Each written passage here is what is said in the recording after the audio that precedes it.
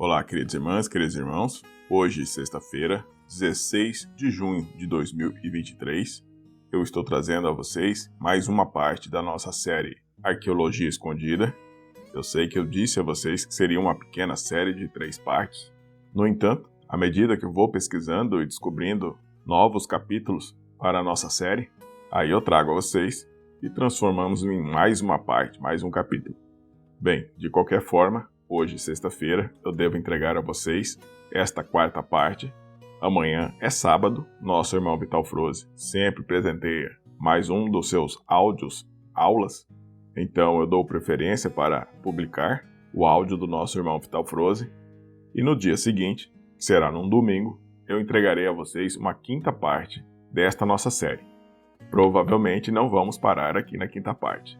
Eu sempre estou pesquisando e eu vou trazendo a vocês assim que eu for encontrando mais sobre a arqueologia escondida, que na verdade já foi descoberta há muito tempo, no entanto está vindo à tona cada vez mais forte nestes últimos 5 anos para cá.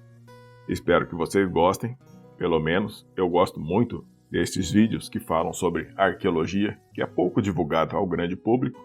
Tenho certeza que por muito pouco tempo isso já deve estar passando em TV aberta. Lembro também, se você está aqui pela primeira vez ou se você já vem acompanhando os vídeos aqui do canal, eu o convido a fazer a sua inscrição aqui no canal. Sua inscrição é bastante importante. A plataforma tem boicotado os canais voltados à espiritualidade, retirando inscritos, retirando curtidas, divulgando cada vez menos os canais relacionados à espiritualidade. Aqui na Ascensão de Gaia não está sendo diferente, por isso a sua inscrição, o seu curtir e o seu compartilhar e também, se possível, deixe aqui também seus comentários, é realmente bastante importante para que possamos crescer até o final de julho. Espero que conseguimos bater a nossa meta de 10 mil inscritos. Portanto, se você já pressionou o seu dedo aqui onde está escrito inscreva-se, se já apertou também o sininho da notificação, eu te parabenizo, pois você faz parte agora da família Ascensão de Gaia. Logo teremos mudanças aqui no canal. Pretendo me dedicar de forma mais incisiva no canal. A ideia é trazer vídeos diários a você. Mas vamos à nossa 4ª parte da série Arqueologia Escondida, que estará na playlist série Revelações.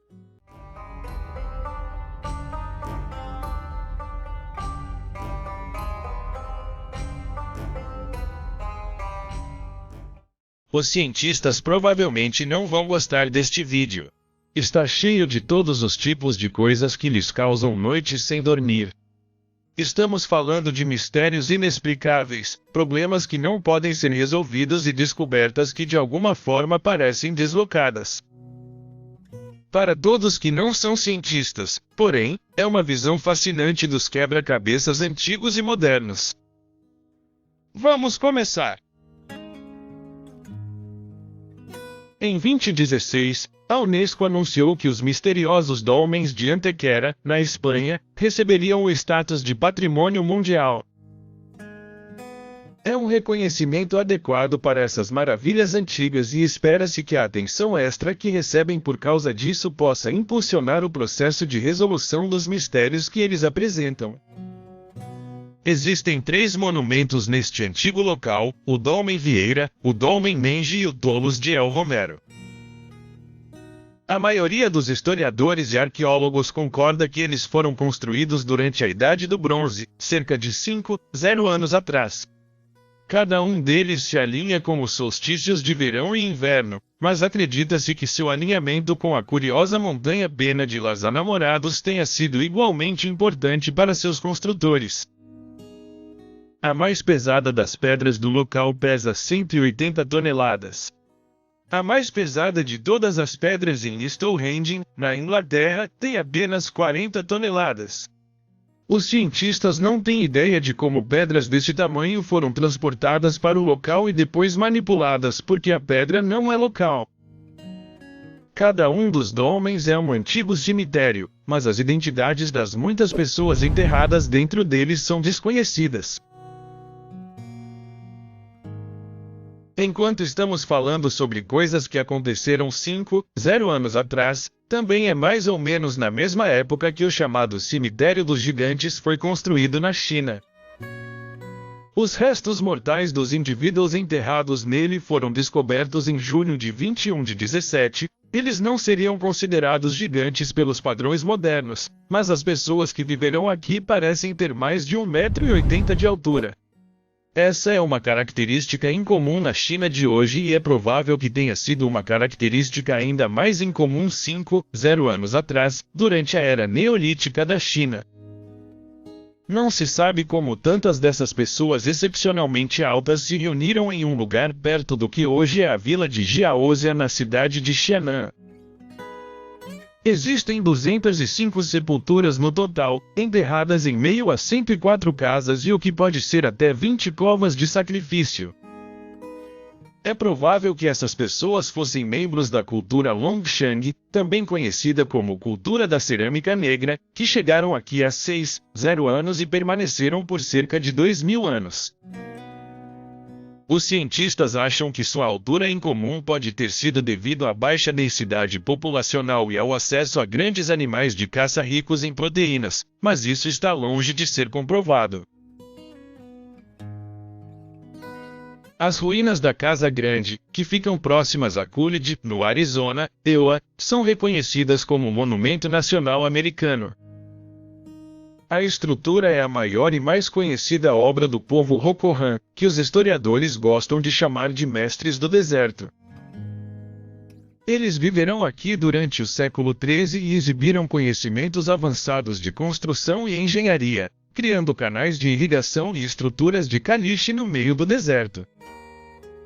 A Casa Grande é a mais completa dessas estruturas de caliche. É uma torre de vigia de 4 andares e feita de camada após camada de caliche, pesando mais de 3,0 toneladas no total.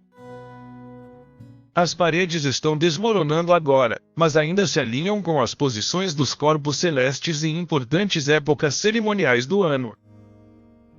O telhado já foi sustentado por vigas de zimbro, pinheiro e abeto que vinham de mais de 80 quilômetros de distância.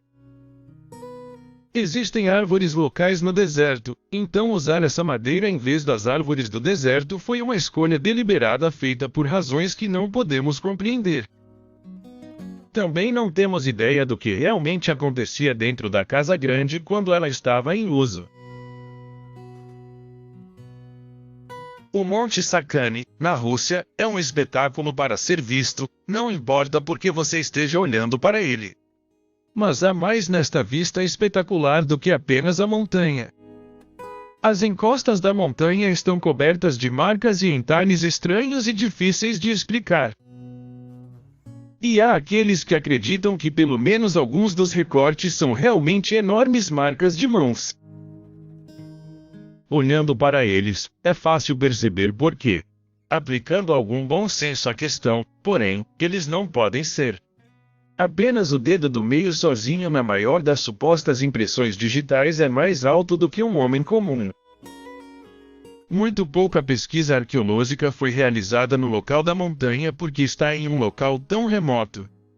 Fica no meio do nada entre Del Durga e Tatiane e não tem estradas para trazer visitantes até aqui.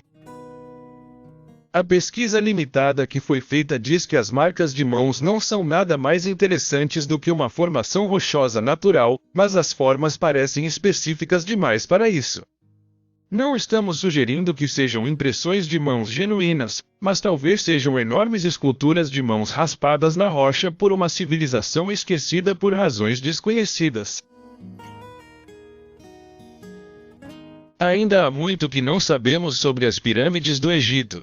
Sempre que a tecnologia usada pelos arqueólogos avança, alguém sempre volta às pirâmides para ver se essa tecnologia leva a algum avanço.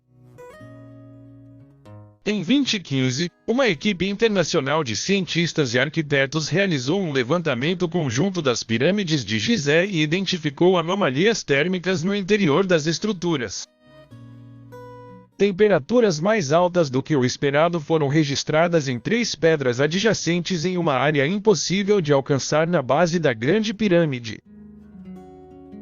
Embora espaços vazios, diferentes materiais de construção e correntes de ar internas tenham sido sugeridos como possíveis causas para as anomalias, ninguém foi capaz de dizer com certeza.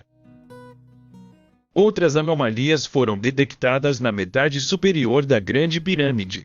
A descoberta ocorreu quando a equipe de pesquisa usou termografia infravermelha para escanear as pirâmides enquanto elas esquentavam durante o nascer do Sol e novamente quando o Sol se punha e o calcário esfriava.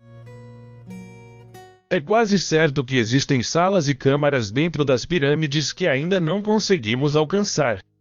Mas por que essas câmaras seriam mais quentes do que a estrutura ao seu redor? Infelizmente, pode levar vários anos até descobrirmos. Falando de descobertas egípcias, pensava-se que a mumificação era reservada apenas para a realeza, altos funcionários e líderes religiosos seniores. Nos últimos anos, tivemos que reavaliar essa teoria.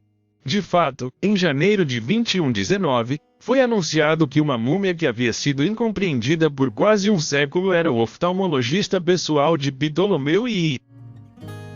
A múmia foi retirada do Cairo em circunstâncias duvidosas em 1925 e levada para a Espanha.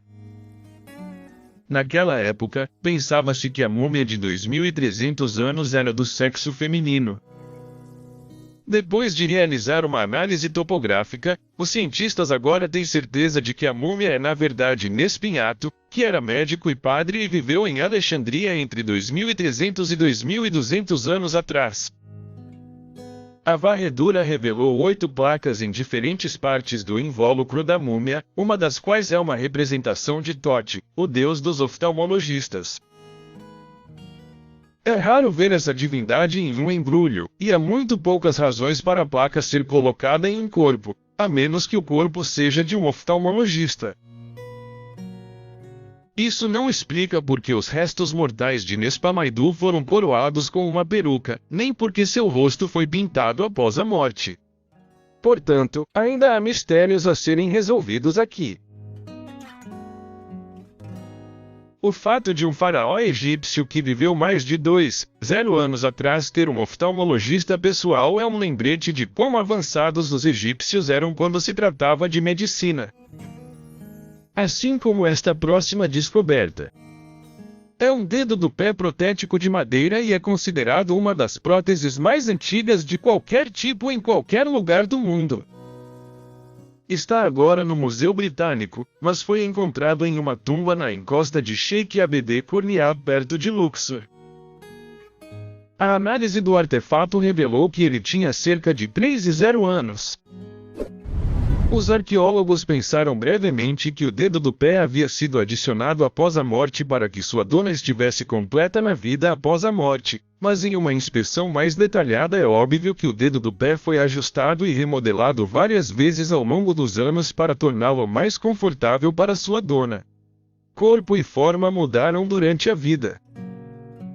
É provável que tenha sido instalado quando eles eram jovens adultos e permaneceu com eles até que falecessem. Entre a perfeição anatômica do dedo do pé e a confortável tira de couro que o acompanhava, teria permitido a essa mulher andar como se não estivesse faltando um dedo do pé.